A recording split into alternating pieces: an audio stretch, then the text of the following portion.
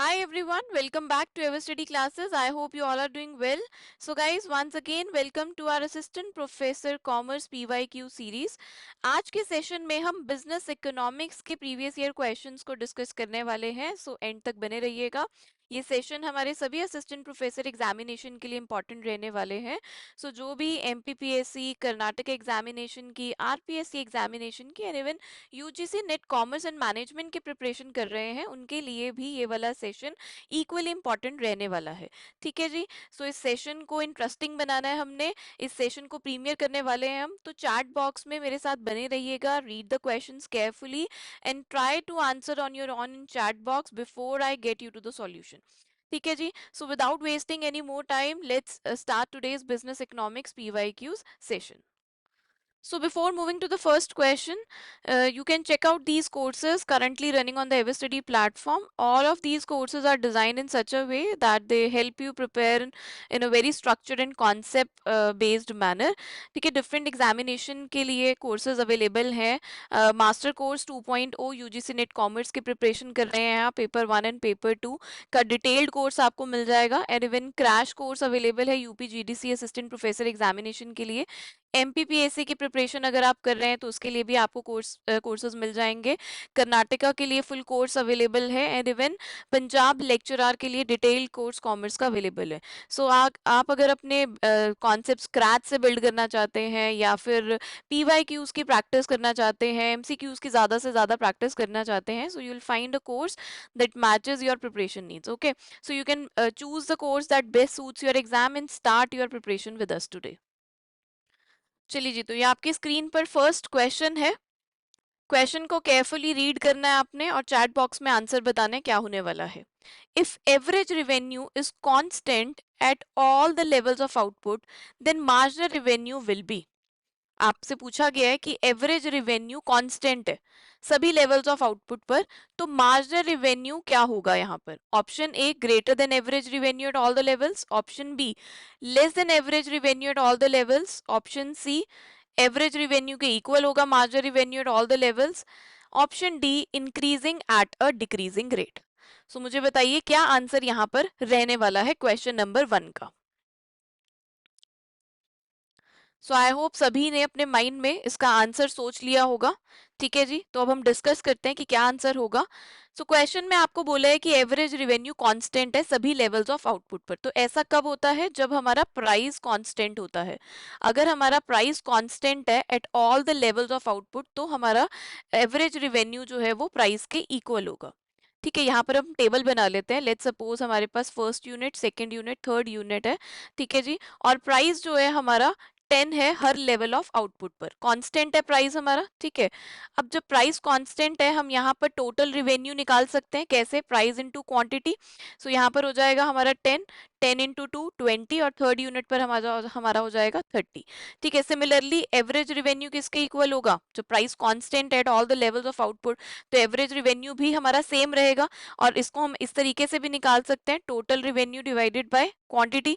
तो 10 divided by 1 10, 20 divided by 2 10, 30 divided by 3, ये भी आ गया हमारे पास 10. तो आप यहाँ पर देखिए प्राइस और एवरेज रिवेन्यू जो है वो बिल्कुल इक्वल है. अब आपसे क्वेश्चन में पूछा है कि मार्जिनल रिवेन्यू क्या होगा. अब मार्जिनल रिवेन्यू हमारा क्या होता है? Marginal revenue is the additional revenue एक और यूनिट सेल करने पर. Right, marginal revenue means additional revenue from selling one more unit. तो आप कैसे निकालते हैं? दो तरीके होते हैं मार्जिनल रिवेन्यू निकालने के. या तो आप क्या करेंगे, change in total revenue upon change in quantity, right, या फिर टीआरएन माइनस 1. इस तरीके से आप निकाल सकते हैं. ठीक है जी, तो आप यहाँ पे डिफरेंस देखिए क्या आएगा. पहला तो 10 माइनस 0 हमारे पास 10 आएगा, 20 माइनस 10 यहाँ पे भी 10 आया, 30 माइनस 20 यहाँ पे भी क्या आया 10.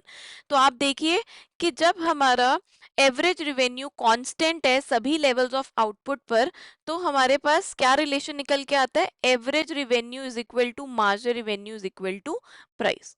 ठीक है जी, अब यहाँ पर देखिए इस ऑप्शन में कौन सा ऑप्शन हमारे पास करेक्ट है? Option C, that marginal revenue equals to average revenue at all the levels of output. तो यहाँ पर हमारा करेक्ट आंसर बनेगा option C. So I hope आप सभी ने आंसर ऑप्शन सी दिया है. तो जिसने भी आंसर ऑप्शन सी दिया है, very good to them. Next question number 2, assertion reasoning based question है. सो assertion में आपको बोला गया है the demand curve of a गिवन गुड स्लोप्स अपवर्ड, और इसका रीजन दिया गया है income effect is positive and stronger than substitution effect, और यहाँ पर आपको चार ऑप्शंस में से करेक्ट आंसर चूज करना है। सो इस तरीके के क्वेश्चंस के लिए आपको क्या करना होता है, असर्शन में जो स्टेटमेंट गिवन है उसको देखना होता है कि वो इंडिपेंडेंटली करेक्ट है या नहीं है।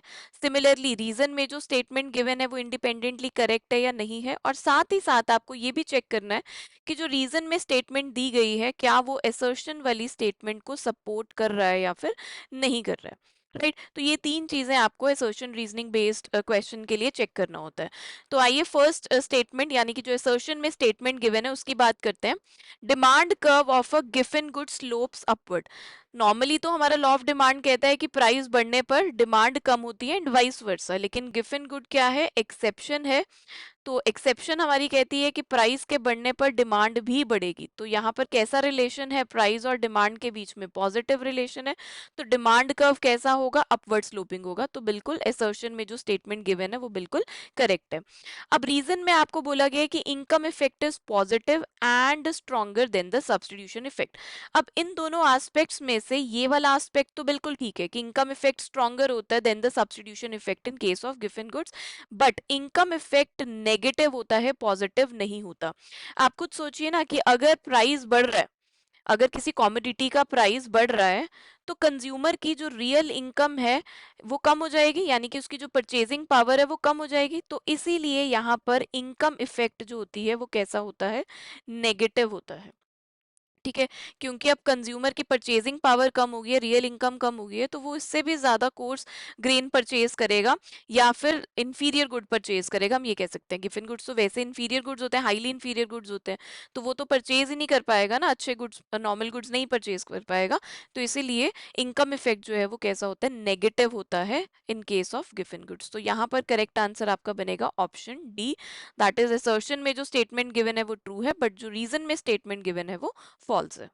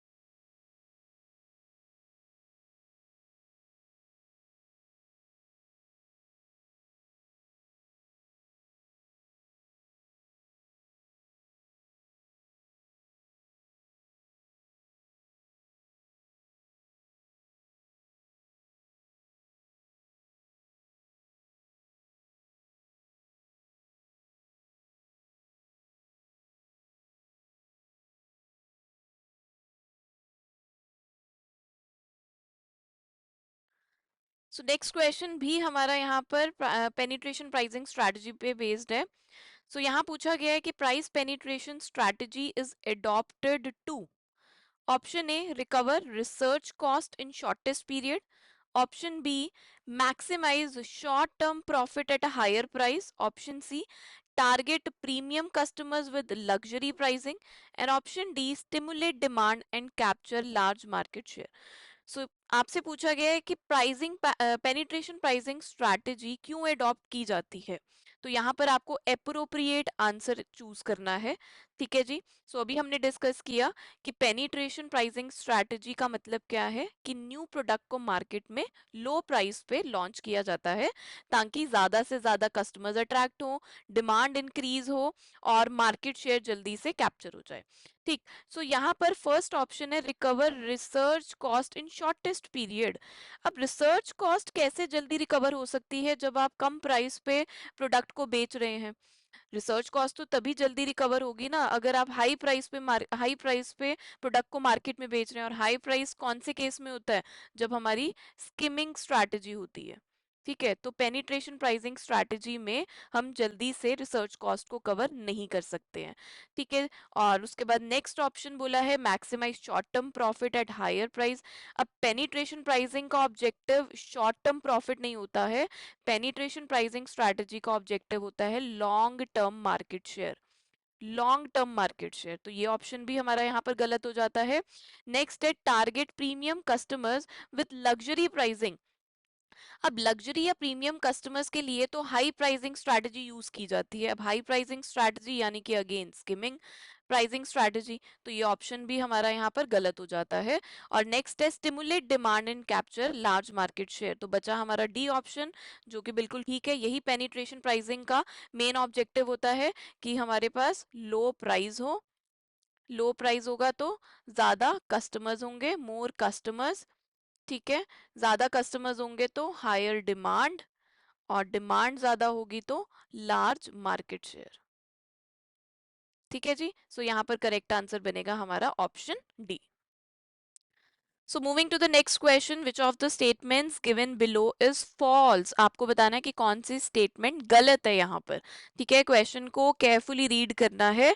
सो ऑप्शन ए आपको गिवन है when demand is unit elastic margin revenue equals to zero, option B when demand is perfectly elastic average revenue equals to margin revenue, option C when demand is inelastic margin revenue is positive, option D total revenue is maximum at unit elasticity. So कैसे solve करेंगे आप इस question को। हमेशा मैं अपने जो भी इकोनॉमिक्स का सेशन होता है उसमें आपको हमेशा कहती हूँ कि जब भी रिलेशनशिप बेस्ड क्वेश्चंस आते हैं तो उसको आपको ग्राफिकल रिप्रेजेंटेशन से ही सॉल्व करना है। इस तरीके से तो आप रिलेशनशिप्स में बहुत ज्यादा कंफ्यूज हो जाओगे। तो आपके दिमाग में ना वो ग्राफ सेट होना चाहिए कि हाँ अगर इस तरीके का रिलेशनशिप आता है तो ये ग्राफ हमारा बनेगा। और जैसे ही आप ग्राफ बनाते हैं तो आपको पता लग जाता है कि हाँ जी ये रिलेशनशिप हमारा करेक्ट है या ये वाला रिलेशनशिप हमारा इनकरेक्ट है। ठीक है। तो इसके लिए हमारा इस तरीके का ग्राफ बनेगा, इस तरीके के डायग्राम बनेंगे। टी आर हमारा हो गया कर्व यहाँ पर, ये हमारा एम आर हो गया मार्जिन रिवेन्यू, और ये इलास्टिसिटी ऑफ डिमांड यानी कि प्राइस डिमांड कर्व दिया हुआ है, यही इसी को ही हम एवरेज रिवेन्यू कर्व भी बोलेंगे। ठीक। तो one by one relationships check करते हैं। आई होप आपने आंसर इसका सोच लिया होगा वैसे तो। ठीक है। बट स्टिल हम वन बाय वन सभी रिलेशनशिप्स को चेक करते हैं जो ऑप्शंस में गिवन है। सो सबसे पहले बोला है कि when demand is unit elastic यानी कि ED is equal to one, तो बोला margin revenue equals to zero. हाँ बिल्कुल, आप यहाँ पे जब आपने डायग्राम बनाया तो बहुत इजीली आपने यहाँ पे देख लिया कि this relationship is absolutely correct. Next है when demand is perfectly elastic, तो कहाँ पर दी है डिमांड इज परफेक्टली इलास्टिक, यहाँ पर। अब इसके लिए उसने बोल दिया कि average revenue equals to margin revenue, बिल्कुल इस पॉइंट पर एवरेज रिवेन्यू मार्जिन रिवेन्यू के इक्वल है। So this relationship is also correct. Next है when demand is inelastic यानी कि इसकी बात की गई है ED is less than one, तो बोला है मार्जिन रिवेन्यू इज पॉजिटिव, तो ये तो गलत है क्योंकि ED is equal to one पे मार्जिन रिवेन्यू जीरो है और उसके बाद ईडी लेस देन वन हो गया तो मार्जिन रिवेन्यू तो नेगेटिव होना शुरू हो गया। तो यहाँ पर हमारा ये रिलेशनशिप इनकरेक्ट है because when demand is inelastic margin revenue कैसा होता है, नेगेटिव होता है। राइट, और लास्ट बोला है टोटल रिवेन्यू इज मैक्सिमम, तो यहाँ पर टोटल रिवेन्यू मैक्सिमम है, तो ऐसे पॉइंट पे आप देखिए कि ईडी इज इक्वल टू 1 है और मार्जिन रिवेन्यू 0 है, तो यूनिट इलास्टिसिटी पे टीआर जो है वो मैक्सिमम है, तो ये वाला रिलेशनशिप भी हमारा करेक्ट है। तो फॉल्स पूछा गया है, तो कौन सा करेक्ट नहीं है यहाँ पर? Option C. So correct answer is going to be option C here. Now moving to the next question. Consider the following statements about business economics. So business economics से related आपको यहाँ पर 4 statements given है और आपको बताना है कि कौन सी statements यहाँ पर correct है. So first statement है it is normative as well as positive in nature. Second statement में given है it ignores the practical application of economic concepts. अरे बाप रे. Third statement है it deals with decision making under uncertainty और last statement है it focus solely on macroeconomic issues. है तो वेरी सिंपल, बट आप यहाँ पे एक बात नोटिस करिए कि एग्जाम में डायरेक्ट थियरी बेस्ड बहुत कम क्वेश्चंस पूछे जा रहे हैं। अब आपको एप्लीकेशन बेस्ड या हम कह सकते हैं कि कॉन्सेप्ट बेस्ड क्वेश्चंस दिए जाते हैं, तो सिर्फ डेफिनेशन याद करना कि बिजनेस इकोनॉमिक्स क्या है वो काफी नहीं है।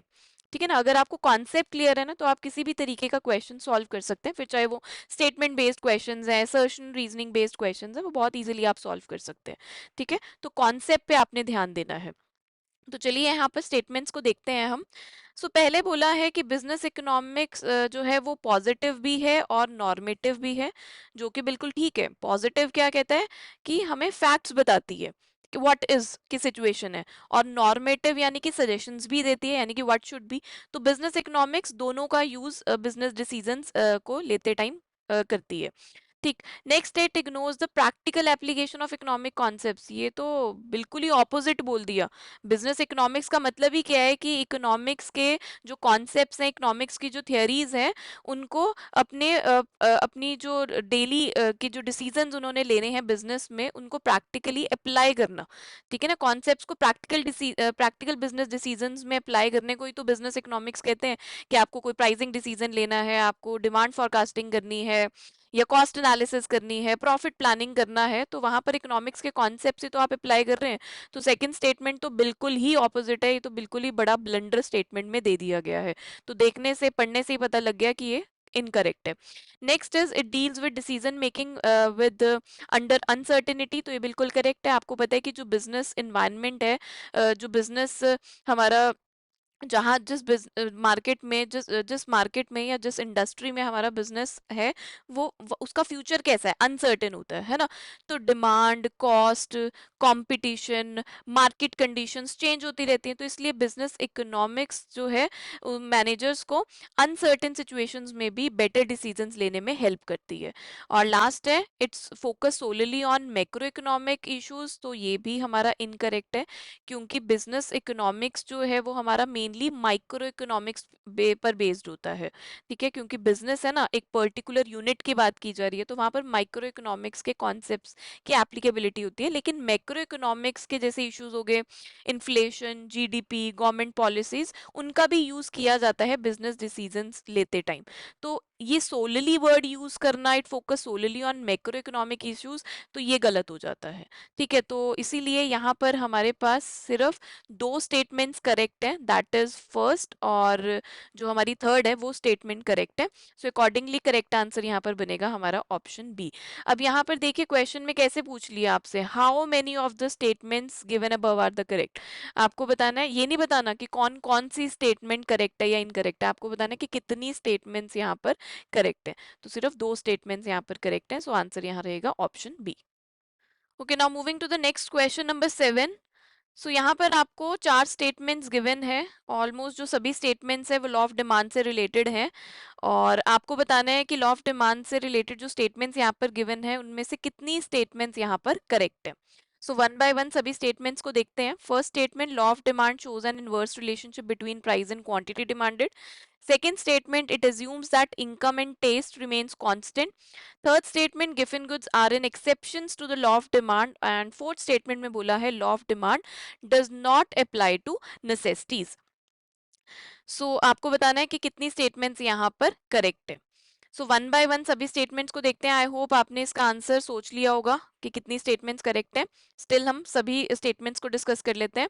So first statement, law of demand shows N inverse relationship, बिल्कुल ठीक है। प्राइस बढ़ने पर कॉमोडिटी की डिमांड कम हो जाएगी और प्राइस कम होने पर क्वांटिटी डिमांडेड जो है वो बढ़ जाएगी, तो इनवर्स रिलेशनशिप है, बिल्कुल ठीक है। Next, it assumes that income and taste remains constant, बिल्कुल सिट्रस पेरिबस हम अपनी डेफिनेशन में लेके चलते हैं लॉ ऑफ डिमांड की, कि प्राइस के अलावा और कोई फैक्टर्स जो डिमांड को अफेक्ट कर रहे हैं उनको हम कांस्टेंट लेके चलेंगे, चाहे वो इनकम है, टेस्ट एंड प्रेफरेंसेस हैं, ठीक है, और या फिर टेक्नोलॉजी की बात हो रही है, प्राइस ऑफ रिलेटेड गुड्स की बात हो रही है, पॉपुलेशन की बात हो रही है, वो सभी कांस्टेंट लेके चलते हैं। तो सेकंड स्टेटमेंट भी हमारी यहाँ पर करेक्ट है।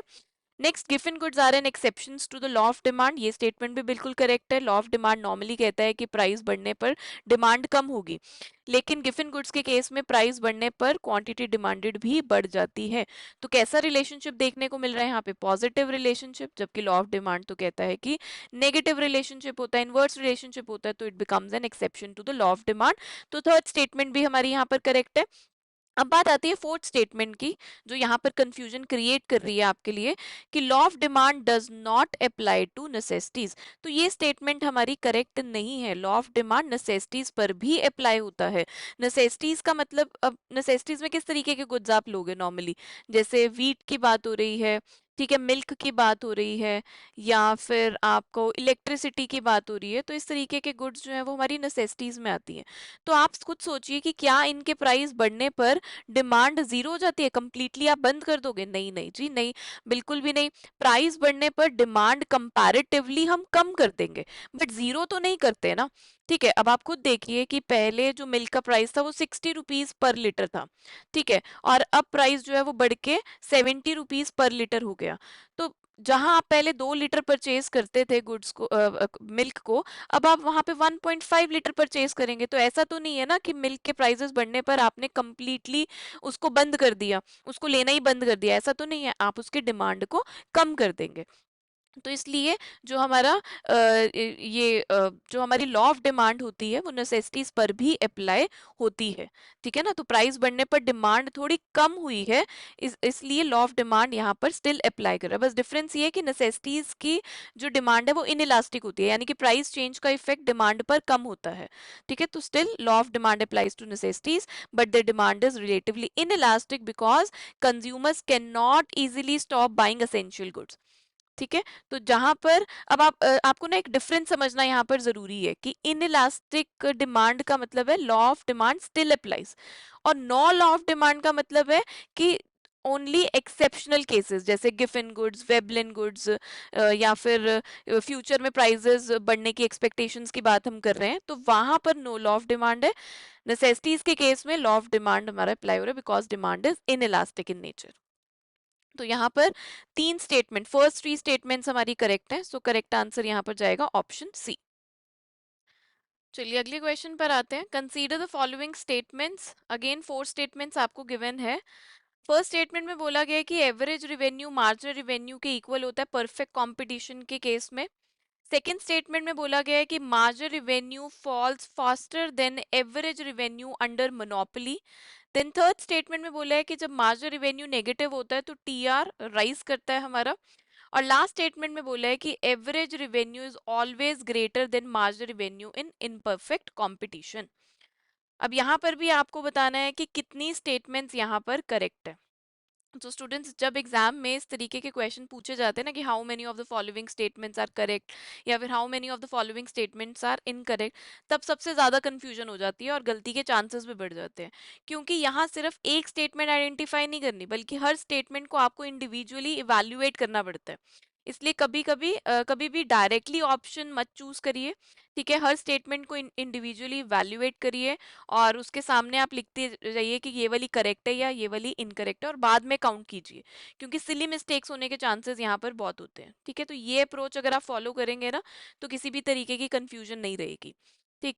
तो अब यहाँ पर देखिए, अगेन कुछ रिलेशनशिप बेस्ड पूछे गई हैं स्टेटमेंट्स यहाँ पर, और अगेन कॉन्सेप्ट बेस्ड क्वेश्चंस भी हैं, ठीक है। तो अगेन आपको यहाँ पर कैसे सॉल्व करना है इन क्वेश्चंस को, वैसे तो बहुत ही सिंपल स्टेटमेंट्स दी गई हैं, बट स्टिल आपको डायग्राम तो बनाने ही बनाने हैं।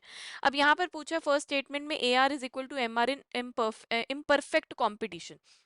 तो पता है हमें परफेक्ट कंपटीशन के केस में जो फर्म्स होती हैं वो कैसी होती हैं, प्राइस टेकर होती है, नॉट प्राइस मेकर। तो इंडस्ट्री जो मार्केट, हमारा इंडस्ट्री में जो हमारे फोर्सेस ऑफ मार्केट, हमारे फोर्सेस जो है मार्केट के, यानी कि डिमांड और सप्लाई जैसे रिस्पॉन्ड कर रहे हैं, उस तरीके से जो प्राइस हमारा आएगा वही फॉलो करना पड़ता है फर्म्स को। ठीक है। तो प्राइस यहाँ पर हमारा इक्वल होता है, ठीक है, किसके, एवरेज रिवेन्यू के, और एवरेज रिवेन्यू मार्जिन रिवेन्यू के इक्वल रहता है, बिकॉज प्राइस कांस्टेंट रहता है eight all the levels of output in case of perfect competition. ठीक है। तो इसलिए A R margin, average revenue margin revenue के इक्वल होता है। सो यहाँ पर फर्स्ट स्टेटमेंट हमारी बिल्कुल ठीक है। नेक्स्ट स्टेटमेंट में बोला गया है कि margin revenue falls faster under monopoly. तो एक सिचुएशन तो हमारी परफेक्ट कंपटीशन की हो गई, ठीक है, और दूसरी सिचुएशन हमारी बनती है इम्परफेक्ट कंपटीशन की। इम्परफेक्ट कंपटीशन में हमारे पास मोनोपोली और मोनोपोलिस्टिक कंपटीशन आ जाएंगे। ठीक है। अब इसमें बोला गया है कि जो हमारा मार्जिन रिवेन्यू है वो एवरेज रिवेन्यू से जल्दी फॉल करता है। तो ये बिल्कुल ठीक है, बिकॉज आपको और यूनिट सेल करने के लिए ना प्राइस को कम करना पड़ता है। तो प्राइस कम करने की वजह से मार्जिन रिवेन्यू जो है वो एवरेज रिवेन्यू से जल्दी फॉल करता है, और इसीलिए जो उसका कर्व होता है वो स्टीपर होता है देन एवरेज रिवेन्यू। तो ये स्टेटमेंट भी हमारी बिल्कुल करेक्ट है। नेक्स्ट है, when margin revenue is negative TR is rising. ऐसे कैसे भैया, जब मार्जिन रिवेन्यू हमारा नेगेटिव है तो टीआर तो हमारा फॉल करना शुरू कर देता है, ना कि हमारा राइज करता है। जब मार्जिन रिवेन्यू पॉजिटिव है तो यहाँ पर देखिए टीआर हमारा इंक्रीज कर रहा है। जब मार्जिन रिवेन्यू जीरो है तो टीआर हमारा कैसा है, मैक्सिमम है। और जब मार्जिन रिवेन्यू नेगेटिव है तो टीआर हमारा फॉल कर रहा है। तो यहाँ पर ये वाली स्टेटमेंट हमारी इनकरेक्ट है। और नेक्स्ट है, average revenue always greater than M R. तो ये बिल्कुल ठीक है, एवरेज रिवेन्यू हमारा ज़्यादा ही होता है मार्जिन रिवेन्यू से इन इम्परफेक्ट कंपटीशन। ये स्टेटमेंट हमारी करेक्ट है। सो यहाँ पर हमारी फर्स्ट स्टेटमेंट करेक्ट है, सेकंड स्टेटमेंट करेक्ट है, और थर्ड फोर्थ स्टेटमेंट करेक्ट है, यानी कि तीन स्टेटमेंट्स यहाँ पर हमारी करेक्ट है। सो अकॉर्डिंगली आंसर बनेगा हमारा ऑप्शन सी का। चलिए नेक्स्ट क्वेश्चन पर आते हैं। क्वेश्चन नंबर 9 है आपकी स्क्रीन पर। सो इसको रीड करने से पहले, अगर आपको सेशन में मज़ा आ रहा है, बहुत ज़्यादा इकोनॉमिक्स के क्वेश्चंस इंटरेस्टिंग लग रहे हैं, डिस्कस करने में इंटरैक्टिव लग रहे हैं session, so please press the like button. नहीं तो एंड तक आते आते ना आप भूल जाते हो। ठीक है, तो यहीं पर फटाफट से लाइक बटन भी प्रेस कर दीजिए। तो चलिए क्वेश्चन नंबर 9 की दो स्टेटमेंट्स को पढ़ते हैं। Statement 1, business economics is both normative and positive in nature. अभी इससे पहले भी हमने इसको डिस्कस किया था। और स्टेटमेंट 2 में बोला है, business economics solely concerns public sector enterprises. इस तरीके के वर्ड्स जब होते हैं ना, थोड़े वेग होते हैं, कुछ ना कुछ मतलब गलती के चांसेस रहते हैं ऐसी स्टेटमेंट्स में, कि गलत होने के चांसेस होते हैं। ठीक है। अब फर्स्ट स्टेटमेंट है, business economics is both normative and positive. बिल्कुल पॉजिटिव क्या कहता है कि इट स्टडीज द फैक्ट्स और इकोनॉमिक प्रिंसिपल्स की बात कर रहा है, कि व्हाट इज वाली सिचुएशन की बात कर रहा है, कि एक्चुअल सिचुएशन क्या है। जैसे मैंने बोला कि प्रोडक्ट की डिमांड कम हो गई है, तो this is a positive statement. तो पॉजिटिव इकोनॉमिक्स भी है। और नॉर्मेटिव क्या कहता है, नॉर्मेटिव सजेशंस देता है हमें कि इस तरीके से आपको बिजनेस डिसीजन लेने चाहिए, या ये वाला डिसीजन जो है आपकी बिजनेस प्रॉब्लम को सॉल्व कर देगा, तो आपको ऐसा करना चाहिए। ठीक है ना। तो it suggest the best course of action for business decisions, कि व्हाट शुड बी वाली सिचुएशन होती है। तो बिल्कुल इस तरीके से बिजनेस इकोनॉमिक्स बहुत नॉर्मेटिव भी है और पॉजिटिव इन नेचर है। अगली स्टेटमेंट बोला कि business economics solely concerns public sector enterprises. तो ये स्टेटमेंट हमारी ठीक नहीं है, क्योंकि business economics is not only limited to public sector enterprises, बल्कि प्राइवेट सेक्टर पे भी अप्लाई होती है हमारी, पब्लिक पे तो अप्लाई होती ही होती है। साथ ही एमएनसीज, मल्टीनेशनल कंपनीज पे भी अप्लाई होती है, स्मॉल बिजनेस की बात करें वहां पर भी अप्लाई होती है। तो it helps all types of business organization in making decisions. तो ऐसा नहीं है कि सिर्फ पब्लिक सेक्टर एंटरप्राइजेस को हेल्प करती है। तो सेकंड स्टेटमेंट हमारी यहाँ पर फॉल्स है। सो अकॉर्डिंगली करेक्ट आंसर आपका बनेगा option C, first is true and second is false. Moving forward to the next question number 10।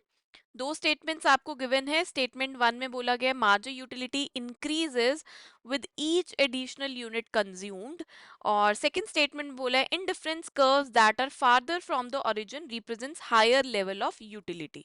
So in statements में आपको बताना है कि कौन सी स्टेटमेंट करेक्ट है या इनकरेक्ट है, या दोनों करेक्ट है या दोनों इनकरेक्ट है।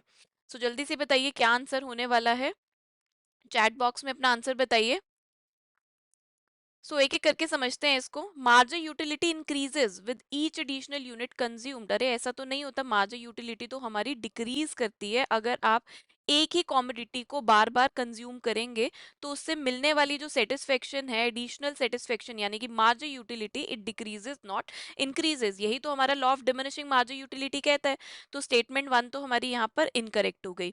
और नेक्स्ट स्टेटमेंट है indifference curves that are farther from the origin represents higher level of satisfaction. बिल्कुल हम उसकी प्रॉपर्टी पढ़ते हैं कि ठीक है, higher the indifference curve higher the level of satisfaction. अब यहाँ पर देखिए हमने दो आईसीज बनाए हैं इंडिफरेंस कर्व। आईसी वन पे हमारे पास मान लीजिए कि दो एप्पल्स हैं और दो ऑरेंजेस, दो कॉमोडिटीज की बात होती है ना। अब आईसी टू पे हमारे पास है फोर एप्पल्स, ठीक है, four apples plus four oranges. और आईसी वन पे हमारे पास दो एप्पल और दो ऑरेंजेस थे।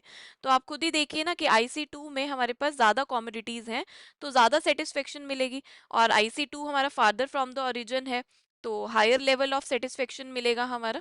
तो सिमिलरली यहाँ पर जो स्टेटमेंट टू है वो तो हमारी करेक्ट बनती है, क्योंकि यही कह रही है वो indifference curves that are farther from the origin represents higher level of satisfaction.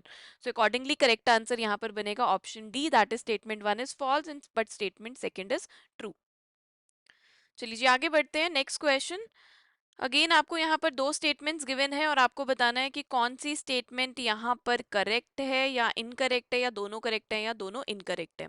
So statement one में बोला है the law of variable proportion operates in the long run where all inputs can vary. और second statement बोले marginal product of a variable input eventually declines as more of it is used. तो बहुत ही simple statements हैं ये वाली, तो आप करेक्टली आइडेंटिफाई कर सकते हैं इसका आंसर। सो मैं भी बता देती हूँ आपको, लॉ ऑफ वेरिएबल प्रोपोर्शन हमारा जो ऑपरेट करता है वो शॉर्ट रन में ऑपरेट करता है। लॉन्ग रन में तो हमारा law of returns to scale operate करता है, और शॉर्ट रन में हमारा law of variable proportion operate करता है।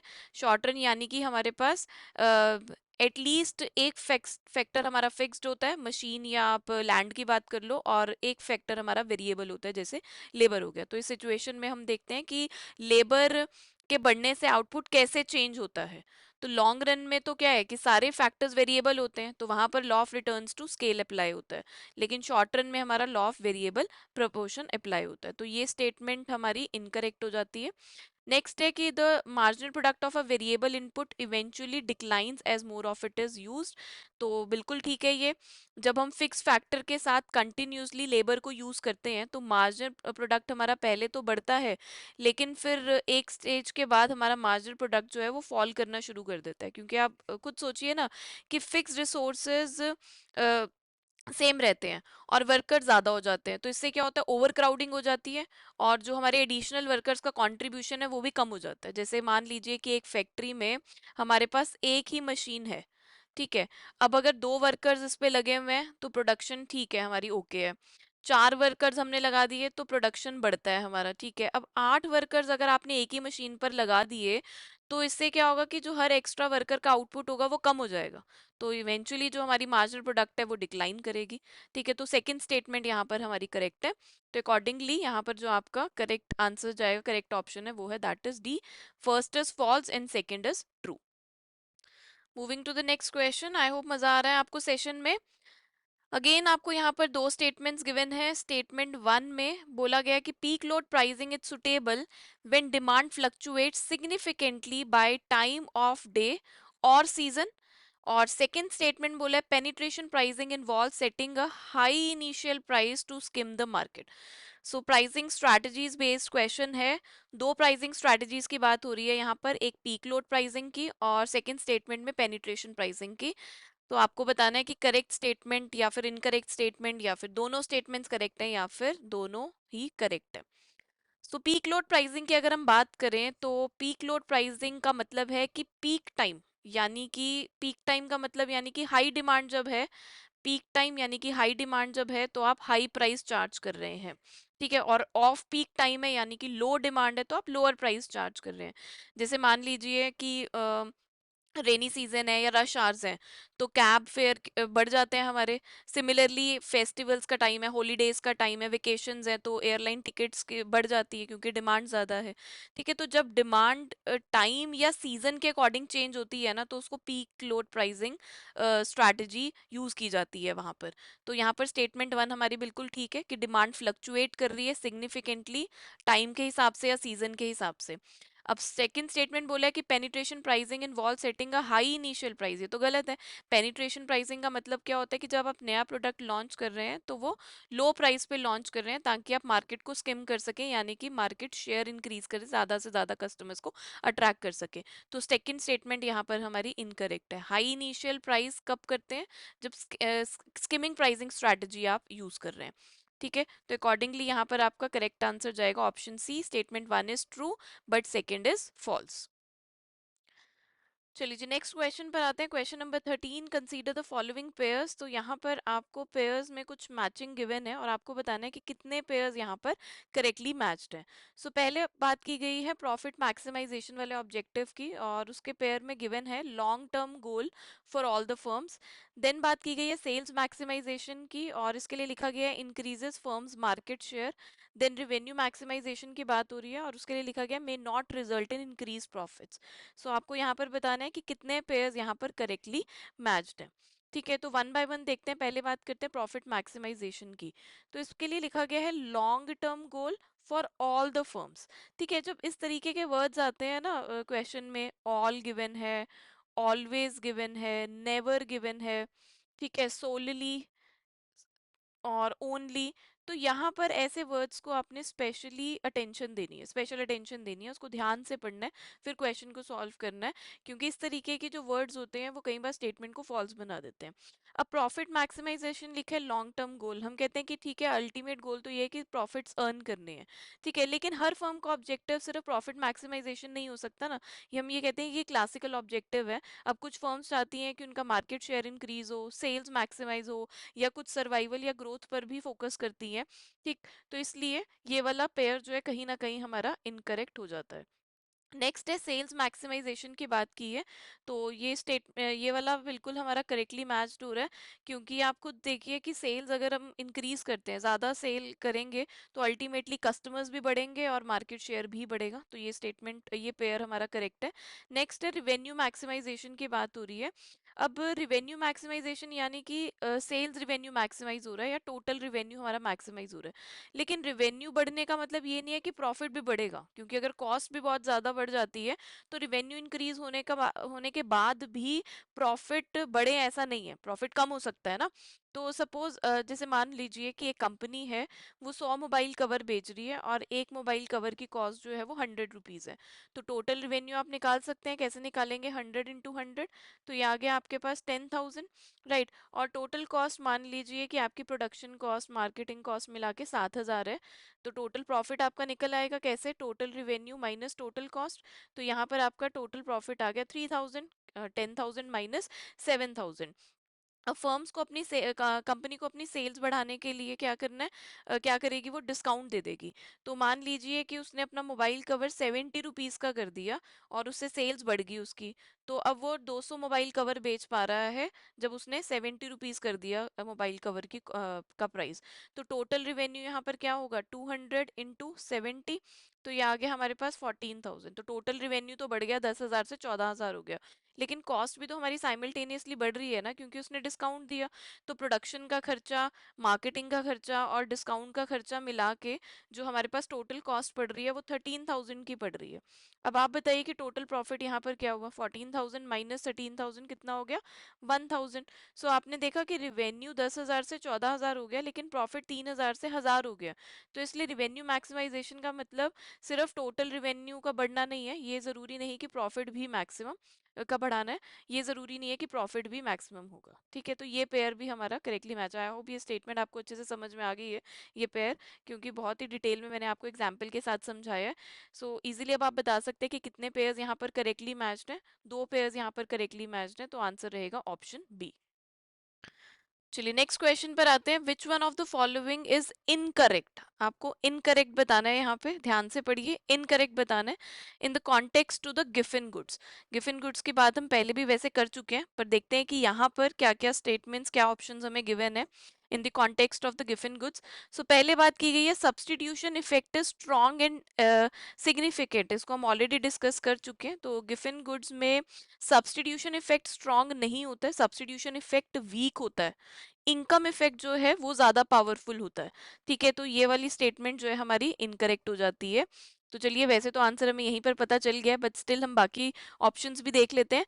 सो आगे बोला है substitution effect is weak and insignificant, ये वाला ठीक है बिल्कुल हमारे पास स्टेटमेंट। नेक्स्ट है द गुड और product must be typically inferior, बिल्कुल गिवन गुड्स जो होते हैं वो हाईली इन्फीरियर गुड्स होते हैं, और जो हमारा इनकम इफेक्ट होता है वो स्ट्रांग होता है देन सब्स्टिट्यूशन इफेक्ट, तो डी ऑप्शन भी हमारा यहाँ पर करेक्ट है। सो इनकरेक्ट जो है वो हमारा क्या है, ऑप्शन ए।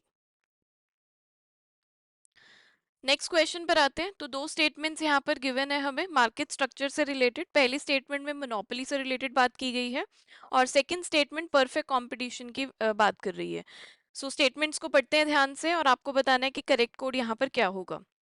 मोनोपोली में बोला है कि price is greater then marginal revenue and marginal cost, ठीक है, मोनोपोली के केस में। और परफेक्ट कंपटीशन में बोला है कि price is equal to marginal revenue and marginal cost, ठीक है जी। सो इसको हम देखते हैं कि कैसे स्टेटमेंट्स जो है हमारी करेक्ट है या इनकरेक्ट है। सो पहले बात की गई है मोनोपोली की। तो मोनोपोली में आपको पता है कि जो फर्म्स होती हैं वो प्राइस मेकर होती हैं। तो ज्यादा यूनिट्स बेचने के लिए एक मोनोपोलिस्ट क्या करता है, प्राइस को कम करता है, कम करना ही पड़ता है ना अगर उसे ज्यादा यूनिट्स बेचने हैं। तो बिल्कुल प्राइस जो है is greater then marginal revenue बनता है। और आपको पता है कि प्रॉफिट मैक्सिमाइजेशन के लिए जो मोनोपोलिस्ट है वो कौन से कौन से पॉइंट पे आउटपुट प्रोड्यूस करता है, जब एमआर एमसी के इक्वल होता है। तो ये वाला जो है हमारा प्रॉफिट मैक्सिमाइजेशन वाला पॉइंट होता है, जहां पर एक मोनोपोलिस्ट जो है आउटपुट प्रोड्यूस करता है। तो इसलिए अब यहाँ पर देखिए कि जो प्राइस है अल्टीमेटली मार्जिनल रिवेन्यू से ज्यादा होगा एंड मार्जिनल कॉस्ट से भी ज्यादा होगा, क्योंकि marginal revenue is equal to marginal cost, और प्राइस जो है वो उससे ज्यादा होगा। तो इसलिए price is greater than both marginal revenue and marginal cost, तो ये स्टेटमेंट हमारी करेक्ट बनती है। अब आगे ऐसे परफेक्ट कॉम्पिटिशन की बात करें, तो परफेक्ट कंपटीशन में प्राइस जो फर्म्स जो होती हैं वो प्राइस टेकर होती हैं। तो वहां पर हमारी कंडीशन रहती है price is equal to average revenue is equal to marginal revenue, और प्रॉफिट मैक्सिमाइजेशन के लिए marginal revenue is equal to marginal cost होता है। तो therefore price is equal to MR is equal to MC. तो यहाँ पर जो स्टेटमेंट में बोला गया है वो भी करेक्ट है। तो इसलिए दोनों स्टेटमेंट्स ही हमारी यहाँ पर करेक्ट रिलेशनशिप बता रही हैं, तो करेक्ट आंसर बनेगा यहाँ पर option B, that is both 1 and 2। Next question, consider the following statements for indifference curves. ठीक है, इंडिफरेंस कर्व से रिलेटेड यहाँ पर स्टेटमेंट्स गिवन है दो हमें। पहली स्टेटमेंट बोला है indifference curve have a negative slope, और सेकंड स्टेटमेंट बोला है upper indifference curve indicate lower level of satisfaction. बहुत ही सिंपल सी प्रॉपर्टीज बताई गई है यहाँ पर इंडिफरेंस कर्व्स की, और आपको करेक्ट कोड यहाँ पर बताना है। तो बिल्कुल इंडिफरेंस कर्व क्या होता है, इंडिफरेंस कर्व का मतलब है, इंडिफरेंस क्या दिखाता है हमें, कॉम्बिनेशन दिखाता है दो गुड्स के, दो गुड्स के कॉम्बिनेशन दिखाता है जो सेम लेवल ऑफ सेटिस्फेक्शन हमें प्रोवाइड करते हैं। तो अगर कंज्यूमर एक गुड ज्यादा कंज्यूम करता है तो सेम सेटिस्फेक्शन मेंटेन करने के लिए क्या करना पड़ेगा, उसको दूसरी कॉमोडिटी का कंजम्पशन कम करना पड़ेगा, ताकि सेम लेवल ऑफ सेटिस्फेक्शन रहे उसको। तो इसी वजह से this is the only reason कि जो हमारा इंडिफरेंस कर्व होता है वो डाउनवर्ड स्लोपिंग नेगेटिव स्लोपिंग होता है। तो ये स्टेटमेंट ये प्रॉपर्टी बिल्कुल ठीक है। और सेकंड में बोला upper indifference curve indicate lower level of satisfaction, ये तो बिल्कुल ही गलत है, क्योंकि upper level of upper indifference curve यानी कि higher indifference curve shows the higher level of satisfaction. क्योंकि अगर हम IC2 पर जाएंगे तो वहां पर ज्यादा गुड्स होंगे जो ज्यादा सेटिस्फेक्शन प्रोवाइड करेंगे। तो सिर्फ एक ही स्टेटमेंट यहाँ पर करेक्ट है हमारी, इसीलिए यहाँ पर आंसर बनेगा ऑप्शन ओनली 1, सिर्फ फर्स्ट स्टेटमेंट करेक्ट है। Next question, which one scholars of the following proposed revealed performance theory of consumer behavior? So इस क्वेश्चन में पूछा गया है कि revealed performance theory किस इकोनॉमिस्ट ने दी थी। ऑप्शन है Samuelson, option B Marshall, option C Adam Smith, option D Ricardo. इस तरीके के क्वेश्चंस भी काफी इंपॉर्टेंट रोल प्ले करते हैं एग्जामिनेशन में। आपको पता होना चाहिए कि एक पर्टिकुलर कॉन्सेप्ट या पर्टिकुलर थियोरी जो है या इस लॉ को कौन से इकोनॉमिस्ट ने इंट्रोड्यूस किया था। तो इससे रिलेटेड क्वेश्चंस एग्जामिनेशन में जरूर एक ना एक आपको पूछा जाता है। तो यहाँ पर आपसे पूछा है रिवील्ड परफॉर्मेंस थियरी, तो बताइए कि रिवील्ड परफॉर्मेंस थियरी किसने दी थी। सो आई होप आपके माइंड में इसका आंसर आ गया है। रिवील्ड परफॉर्मेंस थियरी जो है वो सिमिल्सन ने दी थी 1938 में। So basically revealed performance theory कहती क्या है कि कंज्यूमर की जो प्रेफरेंस है ना, उसके एक्चुअल बाइंग बिहेवियर से पता चलती है, ना कि उससे पूछने से।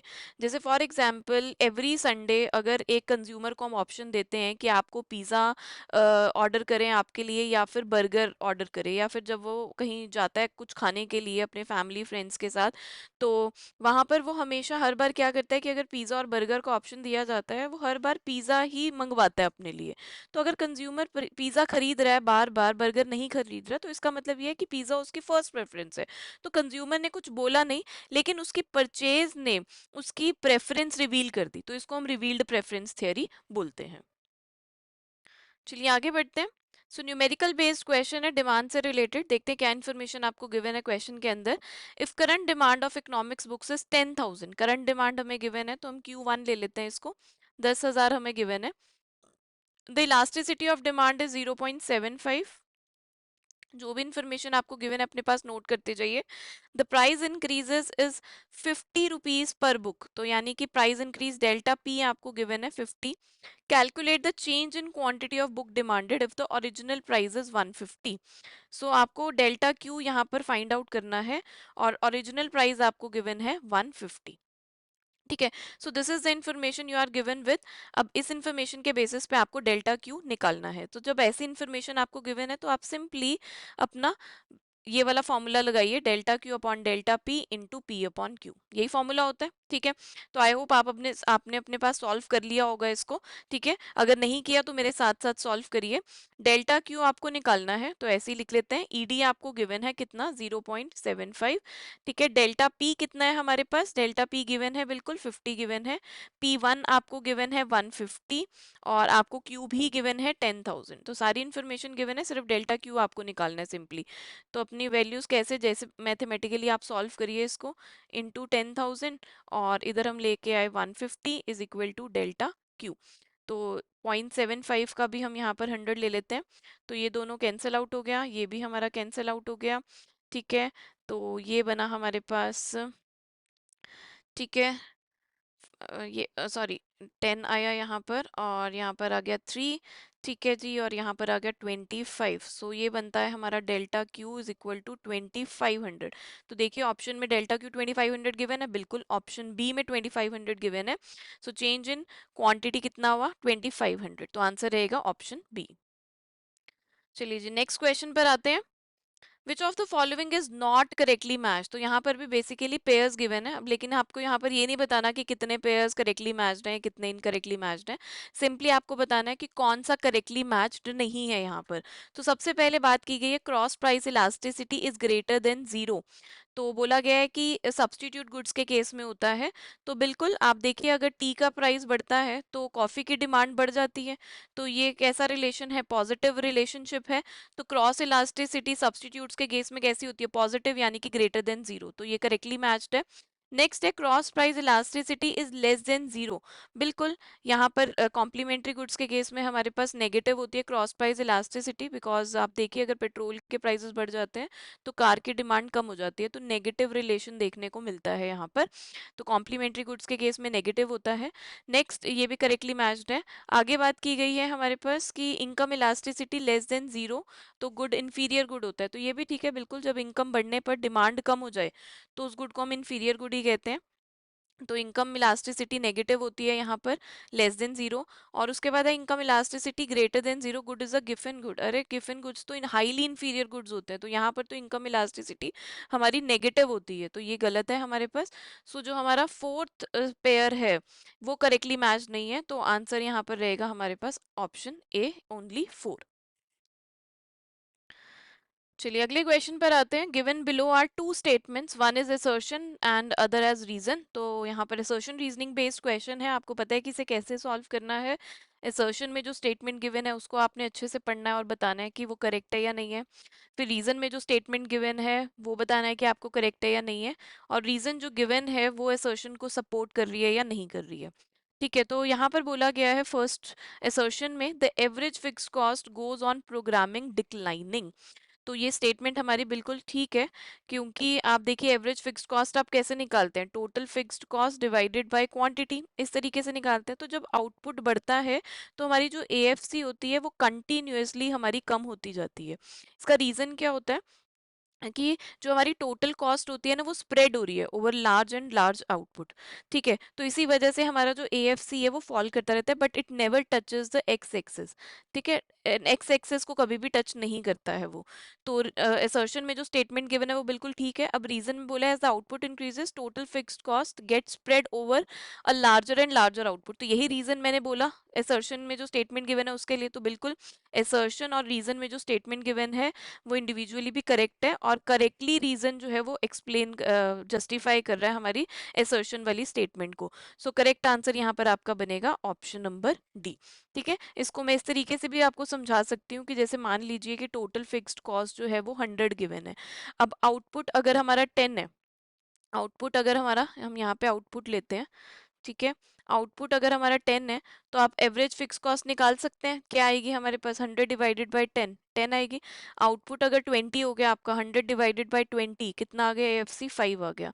आउटपुट अगर आपका 50 हो गया तो कैसे निकालेंगे, 100 डिवाइडेड बाय 50 इज 2। और अगर आपका आउटपुट 100 हो जाता है तो एएफसी कितना आएगा, 1 आएगा। तो एएफसी कंटिन्यूअसली जो है कम हो रहा है, लेकिन जीरो नहीं हो रहा। इसीलिए जो एएफसी है उसकी शेप कैसी होती है, रेक्टेंगुलर हाइपरबोला होती है। ठीक है जी। सो इसी के साथ आज का सेशन यहीं पर कंप्लीट होता है। आई होप आपको ये सेशन इंटरेस्टिंग और हेल्पफुल लगा होगा, और आज के पीवाईक्यूज के थ्रू आपके कॉन्सेप्ट्स और भी क्लियर हुए होंगे। अगर सेशन पसंद आया हो तो प्लीज़ लाइक ज़रूर करिएगा, और इसे ज़्यादा से ज़्यादा अपने फ्रेंड्स के साथ शेयर करिए, तो उनको भी हेल्प मिलेगी, जो भी रिलेवेंट आपके साथ कॉमर्स कॉम्पिटिटिव एग्जामिनेशन की प्रिपरेशन कर रहे हैं तो उनको भी हेल्प मिलेगा। और अगर आप चैनल पर नए हैं तो चैनल को सब्सक्राइब करना बिल्कुल मत भूलिएगा, ताकि आने वाले पीवाईक्यू सेशंस और कॉमर्स रिलेटेड वीडियोस की नोटिफिकेशन आपको मिल जाए। So thank you so much for watching. Take care, keep learning and keep practicing more and more questions.